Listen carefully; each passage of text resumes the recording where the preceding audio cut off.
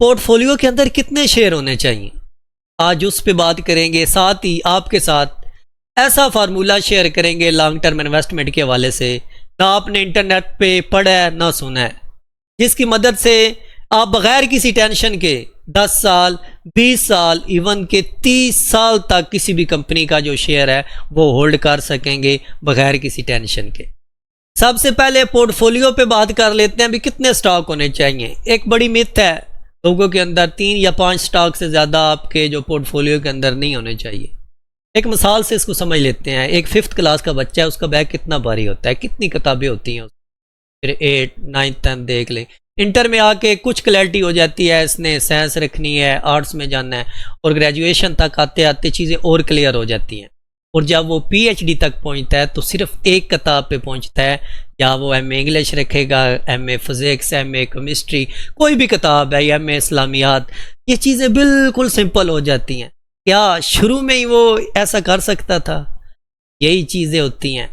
अगर आप स्टडी करें जो बेस्ट इन्वेस्टर हैं, आप पीटर लिंच को देख लें, एंड तक उनके जो पोर्टफोलियो के अंदर 100+ स्टॉक थे। चार्ली मंगर को देख लें, उसका भी पोर्टफोलियो ऐसा था। उसके अलावा जो हमारा पड़ोसी मुल्क है, राकेश झंझनवाला, विजय कैडी, सारे जो कामयाब इन्वेस्टर हैं, शुरू में इन्होंने जो इन्वेस्टमेंट शुरू की थी तो इनके पास 100+ स्टॉक होते थे। पोर्टफोलियो के अंदर मैं आपको यही कहूँगा, अगर आप नए इन्वेस्टर हैं, शुरू कर रहे हैं, तो कम से कम आपके पास 30 स्टॉक होने चाहिए। अब फार्मूले की बात कर लेते हैं, किस तरह हम होल्ड कर सकते हैं किसी भी कंपनी को 10 साल 20 साल 30 साल के लिए। सिंपल फार्मूला, इधर आपने जिस कंपनी के अंदर भी इन्वेस्ट करना है, ABC के अंदर, अगर उसके अंदर आपको 50% जब प्रॉफिट आ रहा होगा, उस वक़्त आपने अपना जो डिपॉजिट किया था उसके अंदर आपने इन्वेस्टमेंट की थी, आपकी जो खालस इन्वेस्टमेंट है उसको निकाल लेना है, जो प्रॉफिट बचेगा उसको आपने छोड़ देना है। समझ आई है? मिसाल के तौर पर एक कंपनी के आपने 5000 शेयर्स लिए हैं और वो 50% बढ़ गई है, तो समझने की बात है 2500 जो शेयर है वो आपका फ्री हो चुका है।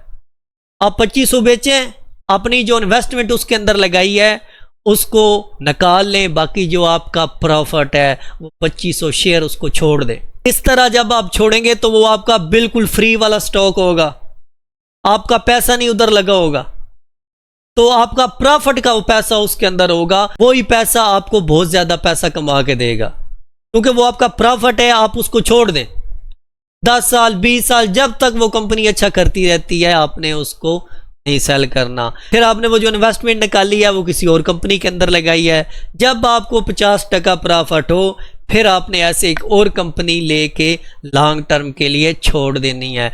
और कोई ऐसा फार्मूला नहीं है। आपने देखा होगा जब भी आपने इन्वेस्टमेंट की है आप थोड़े में निकल गए हो, लेकिन वो जो स्टॉक है वो 100%, 200%, 300% तक बढ़ चुके हैं, आप नहीं होल्ड कर पाए। क्यों नहीं कर पाए? क्योंकि आपका इनिशियल जो अमाउंट थी वो उसके अंदर थी, आपका डिपॉजिट उसके अंदर था, आपकी इन्वेस्टमेंट उसके अंदर थी, आपको डर था कहीं डूब ना जाए। अगर आपके पास फ्री का स्टॉक होगा, प्रॉफिट होगा, सारा आपका वो लगा होगा कंपनीज के अंदर, तो फिर आपको टेंशन नहीं होगी। अगर आप 30 स्टॉक बना लेते हो तो आपको कोई भी नहीं रोक सकता स्टॉक मार्केट के अंदर बड़ा पैसा बनाने।